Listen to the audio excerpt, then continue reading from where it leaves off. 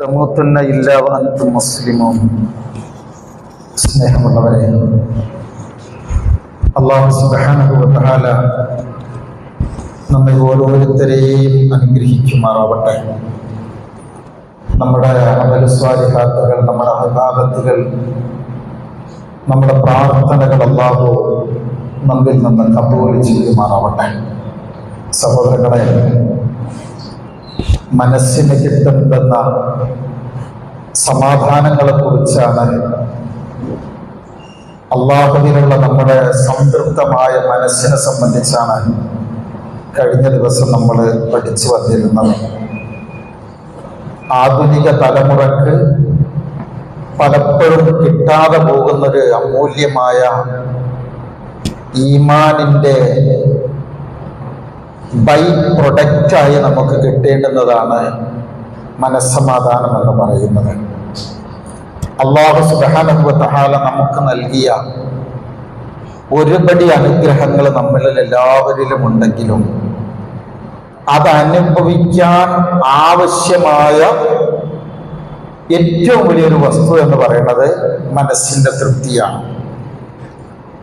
ഈ മനസ്സിന്റെ തൃപ്തിയിൽ മാത്രമേ ജീവിതത്തിലെ ഏതൊരു കാര്യത്തെയും അനുഭവിക്കാനും ആസ്വദിക്കാനും നമുക്ക് കഴിയുള്ളൂ. ഞാൻ പറഞ്ഞത്, പണമുണ്ട് എന്നതുകൊണ്ട് ഒരാൾ പണക്കാരനാവുന്നില്ല. കാരണം പണം എത്രയും ഉണ്ടാകാം. എൻ്റെ കൈവശമുള്ള സാമ്പത്തിക നിലവാരത്തിൽ ഞാനൊരു ധനികനാണ് എന്ന് എൻ്റെ മനസ്സ് പറഞ്ഞാൽ ഒരു സമ്പത്തുള്ളവന്റെ എല്ലാ സുഖവും ഞാൻ അനുഭവിച്ചു തുടങ്ങും. കല്യാണം കഴിഞ്ഞത് കൊണ്ട് മാത്രം ഒരാള് ഭാര്യ ഭർത്താക്കന്മാരാവുന്നില്ലല്ലോ. നമ്മൾ ശരിക്കും ആ കാര്യത്തെക്കുറിച്ച് പഠിക്കണം. കാരണം എൻ്റെ ഭാര്യയുടെ കൂടെയുള്ള ജീവിത സുഖം, അല്ലെങ്കിൽ ഭർത്താവിൻ്റെ കൂടെയുള്ള ഒരു ഭാര്യയുടെ ഒരു ജീവിത സുഖം അനുഭവിക്കാൻ കഴിയണമെങ്കിൽ ഇതാണ് എൻ്റെ ഭർത്താവ്, ഇയാൾ മതി എനിക്കെന്ന് മനസ്സ് പറയണം. ഇതാണ് എൻ്റെ പെണ്ണ്, ഇവളെനിക്ക് മതി എന്ന് നമ്മുടെ മനസ്സ് പറയണം. എനിക്ക് ഇതിനേക്കാളൊക്കെ നല്ലത് കിട്ടിയിരുന്നു, എന്തോ എന്തൊരു ഭാഗ്യക്കേട്, അങ്ങനെ അത് പറ്റിപ്പോയി എന്നാണ് ഒരാൾ വിചാരിക്കുന്നതെങ്കിൽ നിങ്ങൾ ഉറപ്പിച്ചോളി, മനസ്സമാധാനത്തോടെ മനസ്സംതൃപ്തിയോടുകൂടെ അവളോടൊപ്പം നമ്മൾ എങ്ങനെയാ ജീവിക്കുക അല്ലെ? ഇപ്പോ നമ്മളൊരു വളരെ സുപ്രധാനമായ ഒരു പദവിയിൽ ഇരിക്കുന്നവരാന്ന് വിചാരിച്ചോളൂ. ഈ പദവിയിൽ ഞാൻ സംതൃപ്തനല്ലെങ്കിൽ, ഞാൻ വിചാരിച്ചതല്ല ഇത്, ഞാൻ ഇതിനേക്കാളും വലിയ പദവിയിൽ ഇരിക്കേണ്ട ഒരാളാണ് എന്ന് പറഞ്ഞാൽ ഇരിക്കുന്ന സ്ഥാനത്ത് എങ്ങനെ നമുക്ക് ആസ്വദിക്കാൻ കഴിയുക? ഏതൊരു വസ്തുവാകട്ടെ, ഞാൻ പറഞ്ഞത്, നമുക്ക് മക്കളുണ്ട്, എൻ്റെ കുട്ടികളെല്ലാവരും പെൺകുട്ടികളായിപ്പോയി, എനിക്കൊരു ആൺകുട്ടി ഉണ്ടായിരുന്നെങ്കിൽ എന്ന് പറഞ്ഞാൽ ഈ പെൺകുട്ടികൾ എങ്ങനെയാണ് ഇഷ്ടപ്പെടാൻ കഴിയുക? അത് തിരിച്ചും അങ്ങനെയാണ്. ഞാൻ പറഞ്ഞത്, നമുക്കെല്ലാം ഉണ്ടെങ്കിലും ആസ്വദിക്കാൻ കഴിയണമെങ്കിൽ മനസ്സിനൊരു തൃപ്തി വേണം. ഏറ്റവും പ്രധാനതാണ്. അതുകൊണ്ടാണ്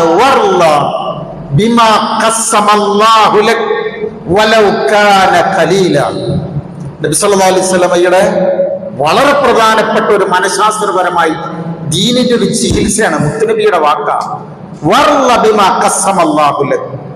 എത്ര കുറച്ചായാലും, വലൗകാന ഖലീല, എത്ര കുറച്ചായാലും അള്ളാഹു നിനക്ക് ഖിസ്മ ചെയ്ത് നിനക്ക് വീതിച്ചു തന്നതിൽ നിനക്ക് സംതൃപ്തി കണ്ടെത്താൻ കഴിയണം.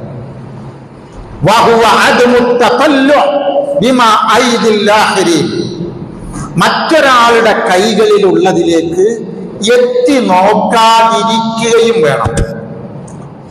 വളരെ പ്രധാനമാണ്. നമ്മുടെ കയ്യിലുള്ളതിൽ സന്തോഷിക്കാതെ മറ്റുള്ളവരിലേക്ക് ഇങ്ങനെ നോക്കിയിട്ട് എന്തൊരു നല്ല വീടാ അയാളെ വീട്, എന്തൊരു സുഖത്തിൽ അയാൾ ജീവിക്കണത്, എന്തൊരു നല്ല ഭാര്യയാണ് അയാളുടേത്, എന്തൊരു നല്ല മക്കളാണ് അയാളുടേത് എന്നിങ്ങനെ നമ്മക്കുള്ളത് ആസ്വദിക്കാതെ മറ്റുള്ളവരെങ്ങനെ നോക്കിയിട്ട് അവൻ അവൻ്റേത് വിസ്മരിക്കുക. ശരിക്കും പഠിക്കേണ്ടത് എന്തറിയോ? ആർക്കെങ്കിലും തന്റെ കൈവശമുള്ളതിൽ സംതൃപ്തിപ്പെടാൻ പറ്റുന്നില്ലെങ്കിൽ അതാണ് ഏറ്റവും വലിയ അപകടം. തൃപ്തിപ്പെടാൻ കഴിയുന്നുണ്ടെങ്കിൽ നബി സല്ലല്ലാഹു അലൈഹി വസല്ലം പറയാണ്, വഹിയ അലാമത്തുൻ അലാ സുദ്ഖിൽ ഈമാൻ. ശരിയായ ഈമാൻ നമുക്കുണ്ട് എന്നതിന്റെ അടയാളമാണത്. അപ്പോ നമ്മൾ അല്ലാഹുവിൽ വിശ്വസിക്കുന്നുണ്ടെങ്കിൽ പടച്ചോൻ എന്തോ നമുക്ക് തന്നോ നോക്കുക. അത് ആർക്കേലും കിട്ടേണ്ടതല്ല കിട്ടിക്കണതേ. നമ്മൾ മനസ്സിലാക്കേണ്ടതറിയോ? ഇതല്ലല്ലോ എനിക്ക് കിട്ടേണ്ടത്, എന്തിനാ എനിക്കിത് കിട്ടിയത് എന്ന ഒരു ചിന്ത നമുക്ക് വന്നാൽ നമ്മൾ രോഗികളാണ്. ഞാനിത് എന്തിനങ്ങനെ പറയണമെന്ന് ചോദിച്ചാൽ, നമ്മൾ കൃത്യമായിട്ട് പഠിക്കാം. നമ്മുടെ ആധുനിക തലമുറ, നമ്മുടെ മക്കൾക്ക് ഈ ബോധ്യം വരുന്നില്ല. എന്തിനാണ് ഈമാൻ കാര്യത്തിൽ ആറാമത്തെ കാര്യം ഖൈറും ഷർറും പഠിച്ചുകൊണ്ടിരുന്നതെന്ന് എന്തിനാ പറയണേ? നമ്മൾ എന്തിനാണ് ഓരോ നിസ്കാരം കഴിയുമ്പോഴും പിന്നെ അല്ലാഹുമ്മ ലാ മാനിഅ ലിമാ അഅതൈത വലാ മുഅതിയ ലിമാ മനഅത വലാ യൻഫഉ ദൽ ജദ്ദ് എന്തിനാ പ്രാർത്ഥിക്കണേ? എന്താ അതിന്റെ അർത്ഥം? ഖളാ ഖദറിന്റെ ഒന്നാമത്തെ എന്താ? ദുനിയാവിൽ നമ്മൾ ആസ്വദിക്കുന്ന ഏറ്റവും വലിയ ആസ്വാദനം അതാണ്. ഏതിലും തൃപ്തിപ്പെടാൻ പറ്റണം. നബി സല്ലല്ലാഹു അലൈഹി വസല്ലം സഹാബത്തിനോട് ചോദിക്കുന്നൊരു ചോദ്യമുണ്ട്. ഞാൻ നിങ്ങൾക്ക് ചില കാര്യങ്ങൾ പറഞ്ഞു തരാം, അത് ആരാണ് ജീവിതത്തിൽ പുലർത്തുക? മാത്രമല്ല, ജീവിതത്തിൽ പുലർത്താൻ വേണം, മറ്റുള്ളവർക്ക് ആര് പഠിപ്പിച്ചു കൊടുക്കും? രണ്ട് ചോദ്യം. ഞങ്ങൾക്ക് ചില കാര്യങ്ങൾ പറഞ്ഞുതരാം, ആരാണ് ജീവിതത്തിൽ പുലർത്തുക, മറ്റുള്ളവർക്ക് പഠിപ്പിച്ചു കൊടുക്കുക. അബൂ ഹുറൈറ റളിയല്ലാഹു അൻഹു എഴുന്നേറ്റു എന്നൊക്കെ പറഞ്ഞു, നബിയെ ഞാൻ സ്വീകരിക്കാം, ഞാൻ പഠിപ്പിച്ചു കൊടുക്കാം. അവൻ നബി സല്ലല്ലാഹു അലൈഹി വസല്ലം അദ്ദേഹത്തിന്റെ കൈ ഇങ്ങനെ പിടിച്ചിട്ട് പറഞ്ഞു, ഫഉദ്ദ ഹംസൻ, 5 കാര്യങ്ങൾ എണ്ണി. ഒന്നെന്താ അറിയോ? നമുക്കൊക്കെ അറിയണതാണ്. ഇത്തഖിൽ മഹാരിം തകുൻ അബ്ദൻ നാസ്. ഇത്തഖിൽ മഹാരിം, ഹറാമുകളെ നീ സൂക്ഷിക്കണം, എങ്കിൽ തകുൻ അബ്ദൻ നാസ്, നീയാണ് ജനങ്ങളുടെ കൂട്ടത്തിൽ വെച്ച് ഏറ്റവും വലിയ ആബിദ്, അള്ളാഹുവിനെ ഏറ്റവും കൂടുതൽ ആരാധിക്കുന്നവൻ നീയാണ്. എന്തറിയോ അങ്ങനെ പറയണത്? എന്തെല്ലാം നന്മകൾ നമ്മൾ ചെയ്യുന്നുണ്ടെങ്കിലും നമ്മുടെ ജീവിതത്തിലുണ്ടെങ്കിലും ഒരു ഹറാമ് നമ്മുടെ ജീവിതത്തിലൂടെ ഇങ്ങനെ കറങ്ങി നടക്കുന്നുണ്ടെങ്കിൽ, ഒരു ഹറാം നമ്മുടെ ജീവിതത്തിൽ ഇങ്ങനെ തിരിഞ്ഞു നടക്കുന്നുണ്ടെങ്കിൽ ഭക്തിയുടെ ഫീല് നമുക്ക് കിട്ടൂല. ഈ തഖ്വക്ക് കിട്ടുന്ന ഒരു ഫീൽ ഉണ്ടല്ലോ, നമുക്ക് കിട്ടൂല. വഖത്തിന് നിസ്കാരമുണ്ട്, എല്ലാം ഉണ്ട്. ഒരു ഹറാം ഉണ്ടെങ്കിൽ നമുക്ക് സന്തോഷിക്കാൻ കഴിയില്ല. മഴ പോലെ നന്മ വന്നാലും ഏതോ ഒരു ഹറാം ഉണ്ടെങ്കിൽ നമുക്ക് സംതൃപ്തി വരൂല. അതുകൊണ്ടാണ് അങ്ങനെ ഒരു വാക്ക് പറയാൻ കാരണം. ഹറാമിനെ സൂക്ഷിച്ചോ, നീയാണ് ഏറ്റവും വലിയ ആബിദ്. അതിന്റെ കൂടെ നബി സല്ലല്ലാഹു അലൈഹി വസല്ലം പറഞ്ഞു, നിങ്ങൾക്ക് സമാധാനം വേണോ, സ്വസ്ഥത വേണോ, ടെൻഷൻ ഫ്രീ ലൈഫ് വേണോ? ഈ ടെൻഷൻ ഫ്രീ ലൈഫ് ഉണ്ടല്ലോ, നമ്മൾ അതിന് ചുരുക്കപ്പേരില പറയാ TFL എന്ന് പറയും. ഭയങ്കര ആയിരക്കണക്കിന് ഉറുപ്പ്യ കൊടുത്തിട്ട് ആൾക്കാർ പോണ സാധന. അവിടെ ഈ മെഡിറ്റേഷൻ കാര്യമായിട്ട് എല്ലാ പിന്നെ ഈ ശാരീരിക ആരോഗ്യ മറ്റേ കായിക സാധനങ്ങളുണ്ടല്ലോ, ഇതിലൊക്കെ ഒരു സംഗതി. ഇപ്പൊ ഈ മെക്സവൻ ആൾക്കാരിപ്പോ സജീവമായിട്ട് വരുന്നതാണ്. അതിലെ 21 ഐറ്റമില് 19ാമത്തെ ഐറ്റം 1 മിനിറ്റ് മെഡിറ്റേഷനാണ്. ഇങ്ങനെ നിൽക്കണം. എല്ലാ മെഡിറ്റേഷനും ചേർത്ത് റസൂലുള്ള പറയാണ്. ആ എന്താണ് ടെൻഷൻ ഫ്രീ ലൈഫ് എന്താ പറയുന്നറിയോ? ഞാൻ പറഞ്ഞ വാക്കാണ്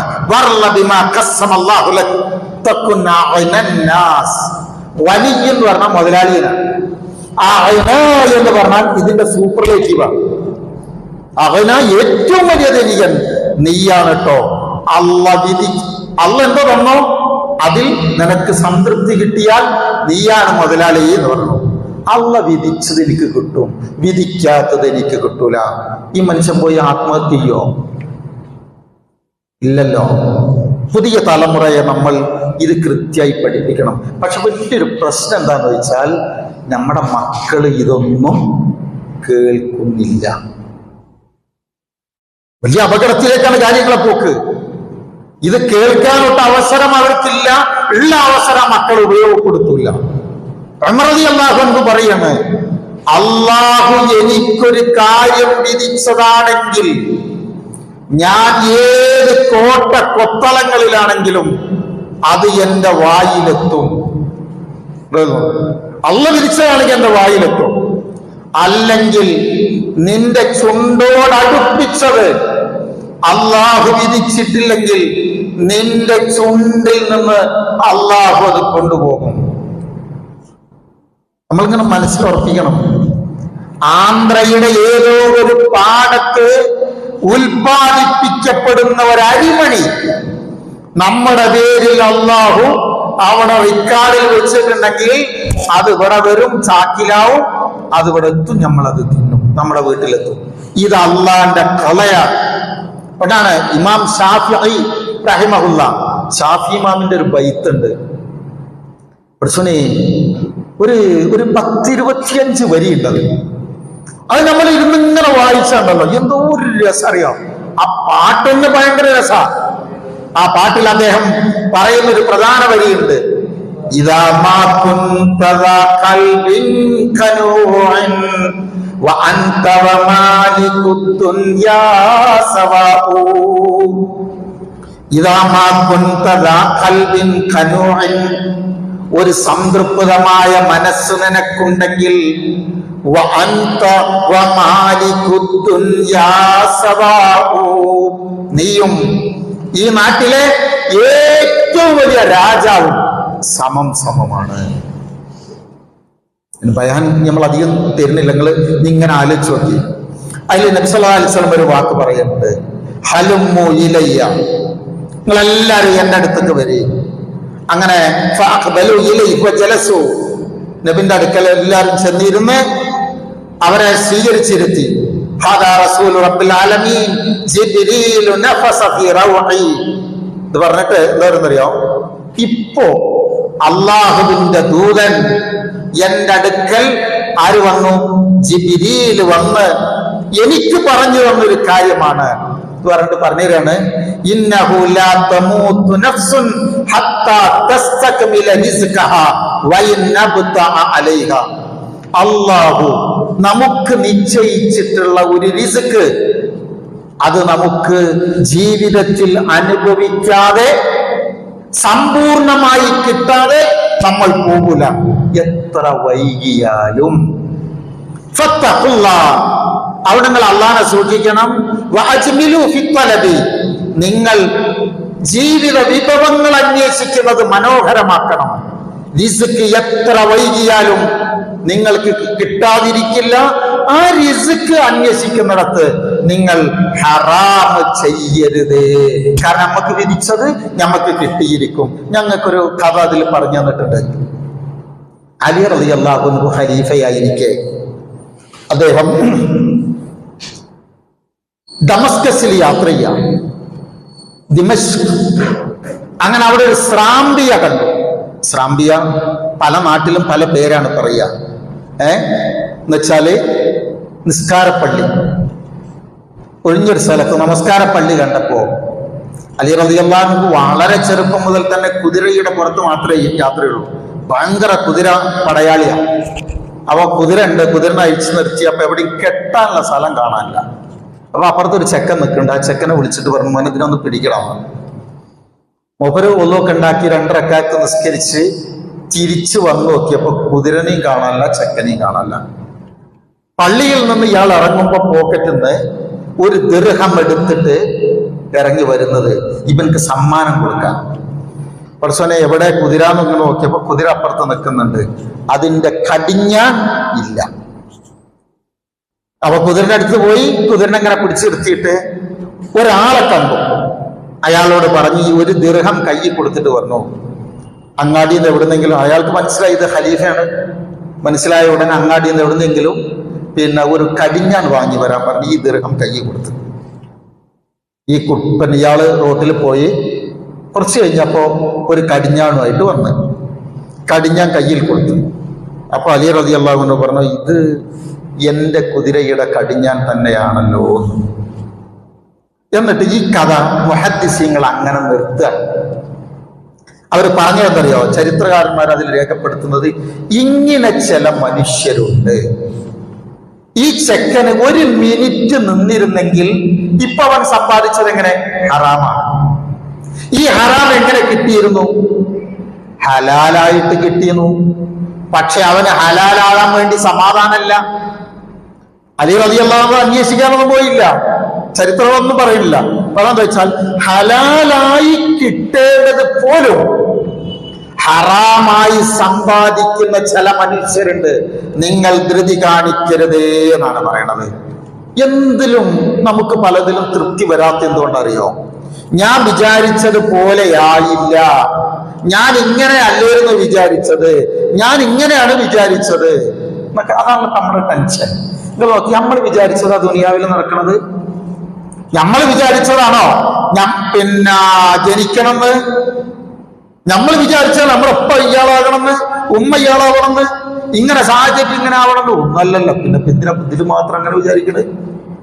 ഞാൻ പറഞ്ഞത് നിങ്ങൾ മനസ്സിലിട്ട് കുറേ ഒരു ചിന്ത നടത്തണം. നമുക്ക് പലപ്പോഴും ഇതെല്ലാം വരുന്നത് താരതമ്യങ്ങളിൽ നിന്നാണ്. നമുക്കില്ലാഞ്ഞിട്ടല്ല, നമുക്കുള്ളത് മറ്റേ ആൾക്കും ഉണ്ടാകുമ്പോൾ അവരിലേക്ക് നോക്കുമ്പോൾ അവർ എന്നേക്കാൾ സൗകര്യത്തിൽ, സുഖത്തിൽ, സന്തോഷത്തിൽ ഇതാ വരുമ്പോഴാണ് ഈ താരതമ്യം വരുന്നത്. അതുകൊണ്ട് പ്രിയരെ, ഞാൻ ആ ഭാഗം അവിടെ അങ്ങനെ നിർത്തുകയാണ്. നമ്മൾ എപ്പോഴും ചിന്തിക്കേണ്ടതെന്നറിയോ? നമ്മൾ എപ്പോഴും ആലോചിക്കേണ്ടത് ഈ ഒരു വിഷയമാണ്. ഒരു വാക്കുകൂടി നമുക്ക് അതിലേക്ക് പറഞ്ഞ് അവസാനിപ്പിക്കാം. നമ്മളിപ്പോ ഈ ഇരിക്കുന്ന ആൾക്കാരിൽ ഇത്രയും ആളുകളുണ്ട്. നമ്മളെ മുഖം ഒരുപോലെയാണോ? നമ്മുടെ ചിന്ത ഒരുപോലെയാണോ? നമ്മുടെ കുടുംബം ഒരുപോലെയാണോ? നമ്മുടെ താല്പര്യങ്ങൾ ഒരുപോലെയാണോ? നമ്മുടെ വീട് ഒരുപോലെയാണോ? കുടുംബം അല്ലല്ലോ. പിന്നെന്തിനാണ് നാം നമ്മളെ കുറിച്ച് മാത്രം അങ്ങനെ ചിന്തിച്ച് അപ്പുറത്തേക്ക് നോക്കി എന്തിനാ ടെൻഷൻ? വേണ്ട, അള്ളാഹ് നമുക്ക് തരാനുള്ളതൊക്കെ അള്ളാഹു നമുക്ക് തരും. മാത്രമല്ല, നിങ്ങളൊന്ന് ആലോചിച്ച് നോക്കൊണ്ട് ഇപ്പൊ നബി സല്ലല്ലാഹു അലൈഹി വസല്ലമയോട് അള്ളാഹു ചോദിക്കുന്ന ചില ചോദ്യങ്ങളുണ്ട്. ആരാ റസൂല്? ജനിച്ചു വീഴുമ്പോ വാപ്പാന്ന് വിളിക്കാനുള്ള ഒരാളെ കണ്ടിട്ടില്ല. കൂടപ്പറപ്പുകൾ എന്ന് പറയുന്നത് ഒരാളില്ല, അല്ലേ? ഉമ്മ എന്ന് വിളിക്കുന്നവര് നേരത്തെ പോയി. ജീവിതത്തിൽ നമ്മൾ ഇന്ന് എണ്ണുന്ന ഒരൊറ്റ സുഖവും സത്യത്തിൽ ആർക്കും കിട്ടിയിട്ടില്ല, ഹബീബായ റസൂലിന് കിട്ടിയിട്ടില്ല. എന്നിട്ടും ഈ ലോകത്ത് ഏറ്റവും വലിയ സന്തോഷവാനായ ആരാ? വലസൗഫ യുഅതീക റബ്ബുക ഫതർള. ഒന്നിങ്ങനെ അല്ലെ, ഒന്നിങ്ങനെ ഊതി വെക്കുക. ഞാനത് മുഴുവൻ ഊതല്ല.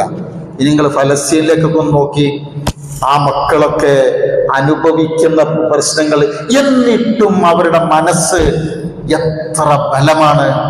എന്താണ് അങ്ങനെ വരാനുള്ള കാരണം എന്ന് ചോദിച്ചാൽ, ഇത് ദാറുൽ ബലാ ആണ്. ദാറുസ്സലാം ഏതാണ്? നമ്മളെ സംബന്ധിച്ചിടത്തോളം ഇത് ദാറുൽ ബലാ ആണ്. നമുക്ക് വരാനുള്ള ദാറുസ്സലാം ഏതാണ്?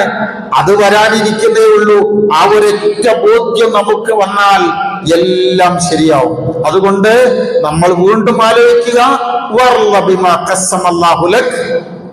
നമ്മളെ പേടിപ്പിക്കാൻ ഈ ലോകത്താർക്കും കഴിയില്ല.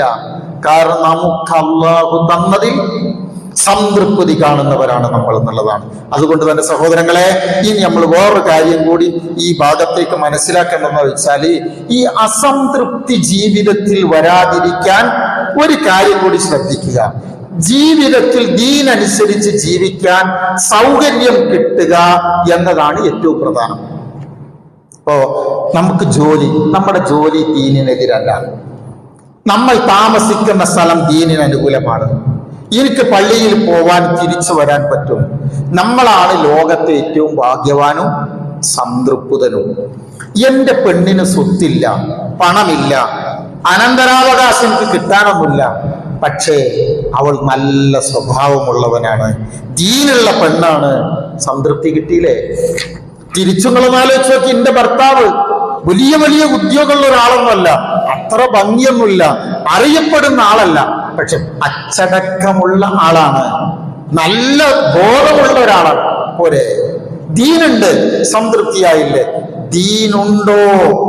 അതിനു വേണ്ടി എന്തും ത്യജിക്കണം. മക്ക വിട്ട് മദീനത്തേക്ക് നമ്മുടെ മുൻഗാമികൾ, നമ്മുടെ സ്വഹാബികൾ യാത്ര പോയത് എന്ത് കിട്ടാനാ? ദീന് കിട്ടാനാണ്. മദീനയെ അവർ സ്നേഹിച്ചത് ദീനിന്റെ മാഹൗല് അവിടെ കിട്ടി എന്നത് കൊണ്ടാണ്. നമ്മുടെ വീട്ടിൽ ദീനുണ്ടോ? ദീന് സുരക്ഷിതമാണോ? നമ്മുടെ മക്കളിൽ ദീനുണ്ടോ? നമ്മുടെ സ്വത്ത് സുരക്ഷിതമാണോ? ഇതാണ് ഒന്നാമത്തെ കാര്യം. പരലോകം നഷ്ടപ്പെടുത്തി ദുനിയാവ് ഒന്നും വേണ്ട. നമ്മൾ ചിന്തിക്കുക, മനസ്സിന്റെ സംതൃപ്തി നമ്മൾ വളർത്തിയെടുക്കണം. ഇൻഷാ അല്ലാഹ് ഇന്ന് ഞാൻ ആ വാക്ക് അവിടെ നിർത്തുകയാണ്. ഞാൻ 5 എണ്ണം ഉണ്ട് എന്ന് പറഞ്ഞിരുന്നു, 5 എണ്ണം മുഴുവൻ പറഞ്ഞിട്ടില്ല. 5 എണ്ണത്തിന്റെ അർത്ഥം ഒന്നും കൂടി പറഞ്ഞു തരാം, എന്നിട്ട് നമുക്ക് വേഗത്തിൽ അവസാനിപ്പിക്കാം. ഇത്തഖിൽ മഹാരിം തകുൻ അബ്ദന്നാസ്. ഹറാമുകൾ നിങ്ങൾ സൂക്ഷിക്കണം, നീയാണ് ഏറ്റവും നല്ല ആബിദ്.